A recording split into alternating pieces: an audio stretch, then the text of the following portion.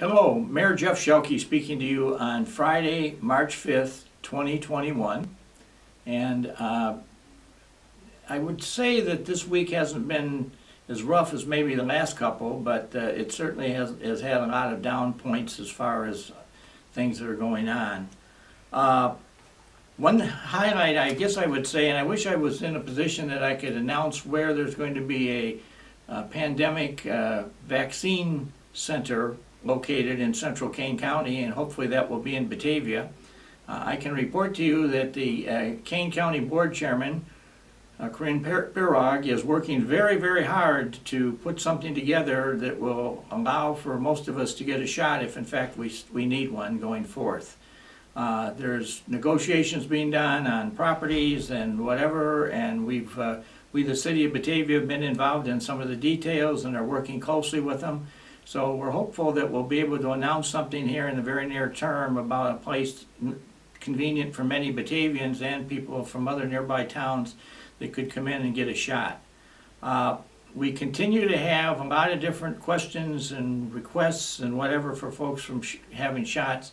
One of the more interesting ones we had was I had a person that got a shot, I guess it was a week ago or so, and then they called me yesterday and reported that their doctor diagnosed that they did have had come down with corona after they had gotten the shot. And they were told that when you get the shot, it takes sometimes a few days for it to kind of take control, a hold of your body. So be cautious. Don't think just because you got a shot you can now go out and unmask yourself and go into big crowds and talk to folks and return to life as normal, because there's a warning not to do that because of the fact that the vaccine, while it seems to be working, in some people it takes a few days for it to kind of take a hold.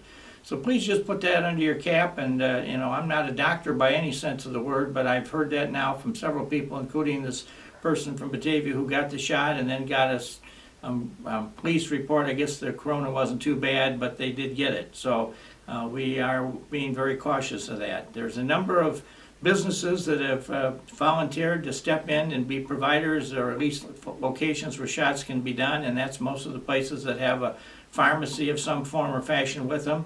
And some of that is yet to be worked out in the minds of some of them. I met on Wednesday with one of the larger pharmacy folks in the region, and they were kind of trying to do things a little bit different than doing it necessarily in their drugstores. So there's a lot of ideas floating around out there, and now that finally the United States of America has got the vaccines at high profile production, hopefully we're going to have a much greater ability to get the shots distributed. I think the biggest problem has been the lack of the vaccine that was available initially in Illinois, and that certainly came all the way down into Batavia. About some people had to travel great distances. And as I mentioned last week, we've got a couple of, I will describe them as guardian angels in this town, who have worked very, very many hours dealing specifically with the senior citizens and trying to get them scheduled for shots, and have found that many of them had to be transported some far distances before they could find a location where they could get a shot. But in most instances, many of those folks have been taken care of. So I just want to again take my hat off to those. And again, I'm not going to name anybody, but we do have some people out there that are really trying very hard to get the senior community their shots. So my hat off to them, and a big round of thanks and a smile on my face as I appreciate what they've done. Moving forward, another thing, the police department was in to see me yesterday and wanted me to make specific mention of a warning scam that's going on in Batavia. And we have people out there purporting to be either from the Internal Revenue Service or the Social Security Commission. And we have folks that are being called and being told that there's big problems with their Social Security or their IRS reports or whatever. And so the chiefs of it suggested to me that how you can detect some of the warning signs. If you get a call from somebody, the IRS, how will the IRS first contact you? On the phone? No, they will not. Will they contact you on email? No, they will not. Their contact will come from the U.S. mail.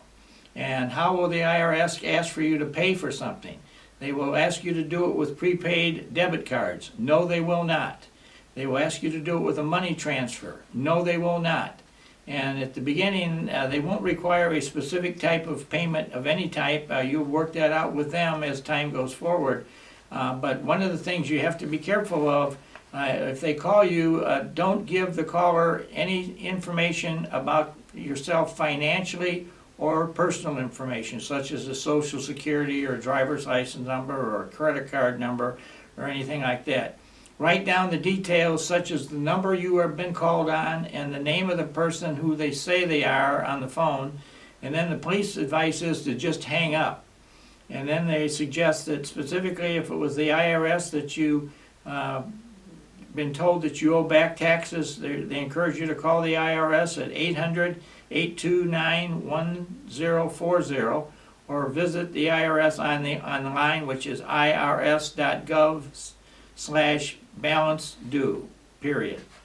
And if you do get a call that's suspicious, we ask that you give the Batavia Police Department a call and let them know what happened.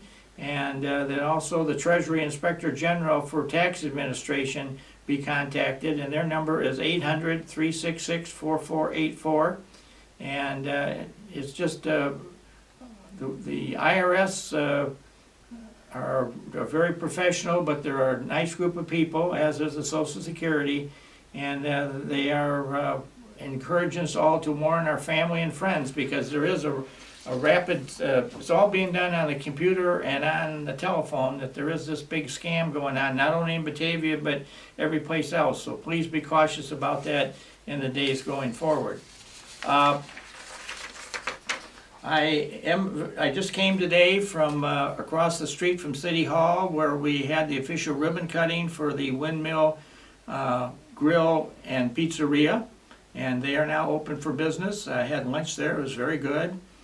We have another business that has put up their signs out at the Fabian and Randall on the old Smash Burger spot, and that's Doc Watson's Smokehouse, and they are another seemingly very good business, and they're based currently down in Romeoville, Illinois, and this will be their second store, and they hope to be in business in the next few months. They're coming in to talk to the City Council at our committee meeting this coming Tuesday.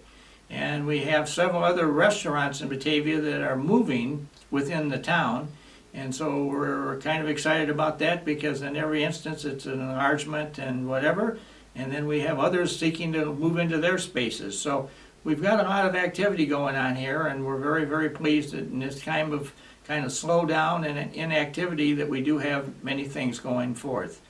One thing I would like to do is take a moment of tribute before I end here today and pay a tribute to this gentleman right here, and this gentleman's name is Warren Becker, and I was informed by his daughter that earlier this week that he has passed away. He had moved out to Iowa to be in the same town with one of his other daughters, and he lived to be 98 years old. But the reason I'm bringing him up here on the city website, he was one of the chief City of Batavia plant operators for 38 years, and we don't have a plant operator position in the city anymore. But from the years around starting in World War I and going forward, a plant operator in Batavia sat in the city hall 24 hours a day. There were generally 3 or 4 that had the job and took different shifts, and they watched over all the city utilities, the water, the sewer, the electric. If anything went wrong, they would immediately get some buzz or light would flash or something, and they would know it. And then in the late 1950s, they moved the police and fire department radio communications and phone answering service into their area at the back of City Hall. And so for a number of years, until the Tricom Dispatch Center was opened, I believe, in 1976, these gentlemen were the people who answered the phone and dispatched the emergency calls and put out the general alarms and did everything. But Warren was one of the real veterans. And he was a World War II veteran himself, but he was also one who cared about his town. His family lived here. His kids were born and raised and grew up here. And he was a tried and true Batavian in every sense of the word. And he had, like everybody else, he had an opinion about everything that was happening in town. He wasn't afraid to share it. But at the end of the day, I would describe him as an all-around good guy. He tried very hard to do his job in a great way, and he did. And I would tell you, there was probably many a night that the light stayed on or came right back on, or that the water continued to flow overnight, because Warren recognized that there was something happening in the system and called out to people. And needless to say, there was probably thousands of emergency calls that he participated in answering and helping to dispatch the fire and the police department for many years down at the old city hall, again before TRICOM. So this is one of the people who really kept this city together. There's others that worked with him, and they were a great bunch of guys, and they really served us very, very well. But since Warren just passed away, I wanted to take a moment and pay a word of tribute to him and a thank you for really some outstanding community service. Even after TRICOM was created and we moved the dispatch out, and we started moving, the computers started monitoring our water and sewer system and our electric, we kept Warren around until he wanted to retire, because he had a wealth of knowledge of all the houses and streets in town and where things were and who people were. And he had a little desk at the back of the old city hall, and he and Bob Miller, who was another one of our older public works guys, would sit there and know who to talk to and who to refer things to. And they were really kind of key people as we kind of transitioned our services into the now modern technologies that now run it. So they were from the old school, and they represented us well. So I just wanted to pay a word of thanks and tribute to Warren Becker today. So I guess this wraps me up for the day. I just wanted to thank you all for continuing to watch. And again, I want to encourage everyone to kind of keep their eye on what's happening around them from the corona situation. And please continue to wear the mask and be careful even if you've gotten the shot, because we're told that it takes a few days for it to really take hold within your body. So have a great week, and I'll look forward to talking to you next week. Goodbye.